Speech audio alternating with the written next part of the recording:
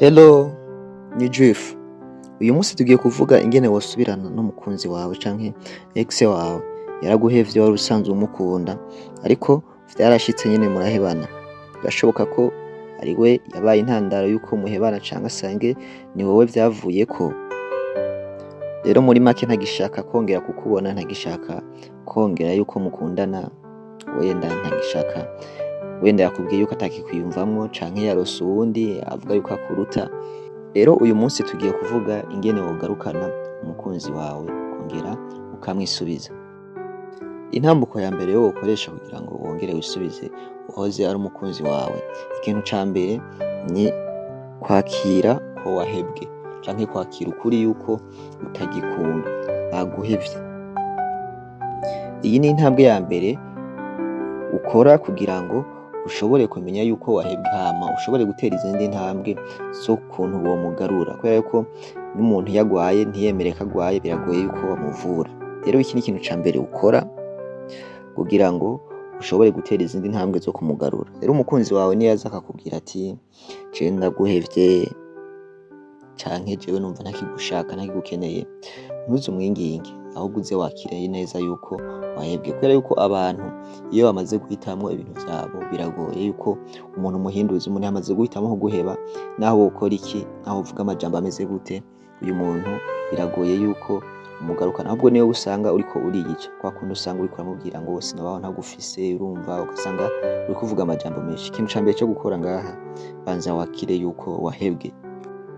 Iyindi ntambwe ya kabiri canke ikindi kintu ca kabiri cotuma mwahora mukundana agaruka akaba hafi yawe, ni kuguma umukunda, guma ufise ivyiyumviro vyiza kuri we. Akenshi hari ibintu abantu twirengagiza mu vyiyumviro vyacu, buriya ibintu vyose bipfira mu vyiyumviro vyacu, kandi uko wiyumvira umuntu nawe niko akwiyumvira.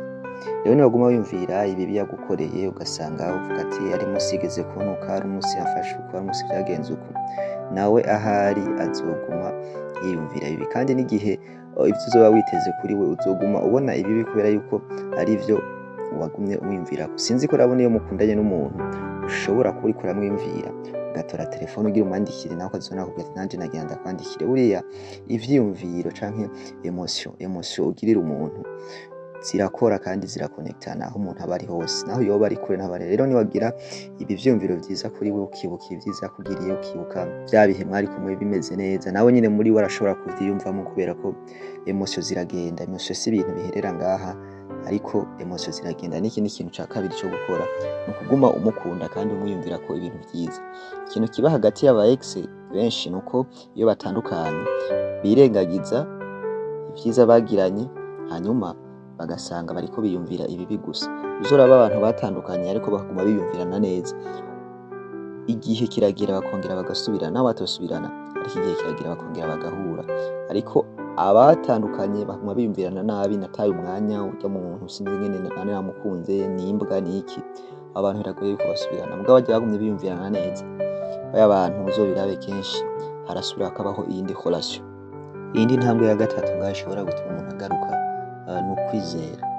Kwizera gushobora kwimura imisozi, kandi kwizera ntikuraba ngo umuntu ni mwiza, ngo umuntu ni mubi, ariko kwizera kurakora. Iyo umuntu aremye ikintu mu mutima wiwe canke no mu vyiyumviro vyiwe akizera, kwizera niko gutuma ibintu bihinduka. Rero gerageza wizere yuko atakirapfa, mbere nk'abandi bavuga ngo utarapfa ntakirapfa. Uvuga ati ko ngihumeka, ko vyose bikimeze neza, vyose birashoboka, arashobora kugaruka, arashobora kuba uwanje. Kandi aramwiyumviriye neza, uriko umwiyumvira neza, kuko iyo umuntu umwiyumviriye neza ukuzuza urukundo muri wewe umukunda, iyo rukundo ruragenda rukamushikako, rukamukora koko urukundo rusumvya inkomezi z'urupfu. Rero iyi ni ingingo ya gatatu, ni ukwizera, ukizera yuko ibintu bishobora gukunda, ukabisanta, ukavyiyumvamo, ukavuga ati arashobora kugaruka, ukabikora nyene ushize amanga ku buryo biba faith, ukavuga ati niko kwizera kwanje. Niyi ngingo ishobora gutuma ikintu ubona ko kidakunda gikunda, kubera yuko no mu buzima busanzwe tubayemo, iyo ikintu ugishize ku mutima ukizera nyene bikwiye, ibintu birahinduka canke ibintu biragenda nkuko wabishaka. Rero niki ni ikintu bizomukora ko hazoba ari hose, niwuzuza ukwizera muri wewe ukavuga ati birashobora gukunda, birongera bikunde, N'iyi ni ingingo ya gatatu ituma uwo muntu agaruka. Nta muntu n'umwe ashobora guhagarara imbere y'ukwizera k'umuntu. Umuntu iyo amaze kwizera ikintu gishobora iki kintu cyo kwizera nico gituma wongera kwibuka vya bihe vyiza mwagirana. Nimba wibuka ko yakubwiye ko agukunda incuro nyinshi kurusha yuko akubwiye ko akwanka, iyumvishe neza yuko zirya ncuro zishobora kugaruka, nyene wumve yuko byose bikunda.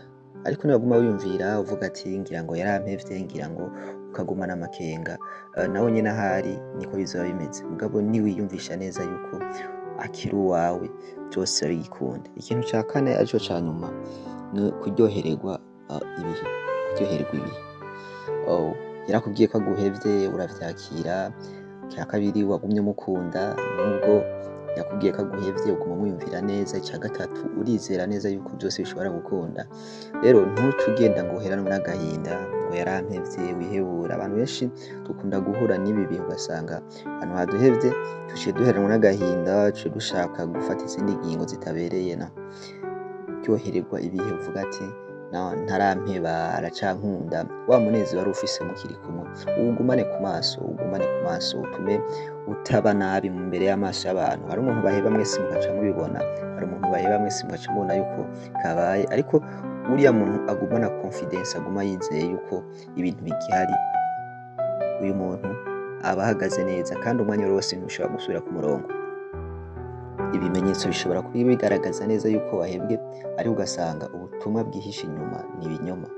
Ugasanga nyine akwereka ko yaguhevye, mugabo ugasanga message aguha n'ibinyoma. Nawe nyine indani muri we usanga akwibuka akabura hahera, bivanye nuko nawe indani muri wewe ushobora kuba waremyemo ikintu bita icyizere.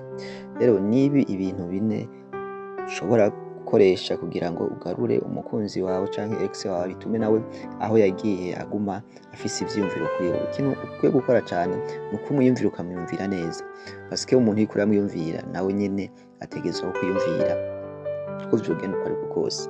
Mwakoze kumviriza iki kiganiro. Jewe wumva ni Jeffrey G. Abandanye mukora subscribe, murakoze cane.